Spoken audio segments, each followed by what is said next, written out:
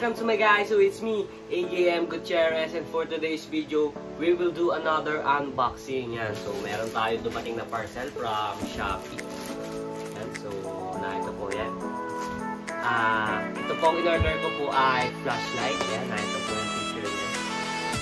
Yan. So mura lang po. Nakuha ko lang po siya sa halagang 119 pesos. Yan, so 100 pesos ko lang siya nakuha and may free shipping voucher ako. Tingnan natin. So, kaya ako nag-order ng panibagong flashlight is naghahanda kasi ako para sa season ng gagambayan. So, mag-spider hunt na muli tayo. Hindi totoo yan. Bola lang yan. Sana po subaybayan at abangan po ninyo ang spider hunt natin. Tara, buksan natin. Tingnan natin kung malinaw. Tapos, mamayang gabi, testing natin kung quality nga ba talaga yung mga. Balot na balot naman siya ng bubble wrap and maganda naman yung packaging. Sirahin ko na yung bubble wrap. Siyempre, tradisyon natin to.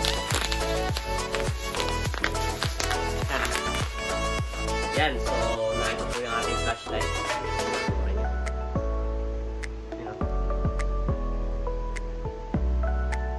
Yan, so okay naman yung box niya. Naman durog. Multi-function work lights. Yan. So, pwede sa camping, mountain climbing, night ride, tsaka night fishing. Yan natin na ito.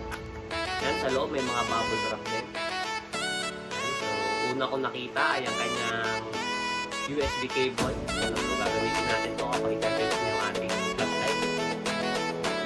And, na. The moment of truth. Tingnan natin. Yung flashlight na binili ko. Maganda naman siya. Magaan lang actually. Pwede ito. Nakakita na nagawin. Pero ko na nakawak ko na lang dito. Gunggong! Parinig kita sa mukha eh! Sobrang gaan. Sobrang gaan talaga. So, tingnan natin kung gumagana. Yun, gumagana eh. Maliwanag siya. Yun o. So, meron siyang tatlong klase ng ilaw. Meron yung malakas. Yung pinakamalakas yan. Medyo mahina. Tapos meron siyang SOS. And meron siyang side lamp. And umiiwas. Yan. Testing natin dito sa pader para makita nyo yung level ng lakas ng ilaw. Yan yung pinakamalakas. Ito yung kasunod. Yan. Medyo humina siya. Meron din SOS. And meron din siyang side lamp. Ano ba ito? Really? Ay, jangas. And so, testing natin to mamaya, yung mamayang gabi, kung suwabe ba yung liwanag niya. Tapos na ito din pala yung saksakan niya. Tingnan natin.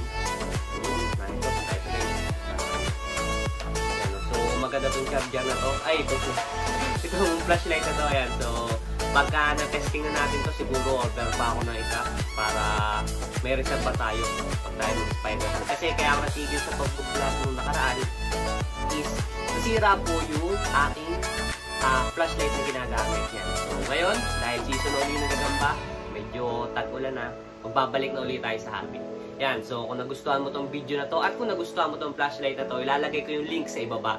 And kung nakatulong sa'yo ang video na to at nagustuhan mo is please subscribe to my YouTube channel. Yan, so thank you guys.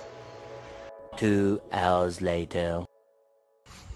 Yan. So, try na natin yung liwanag niya.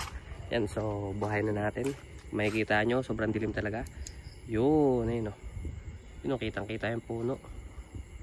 Yan o, malayo yung abot guys. Solid. Yan o. Yan, SOS. Tapos ito yung lamp. Yan. Maganda yung liwanag niya. Yan o, kitang-kita. Goods na gusto, especially kapag manggagagamba na tayo. Ano? Yan o. Kitang-kita. Medyo madilim lang, nahihirapan yung camera. So, goods all in all, quality yung flashlight natin.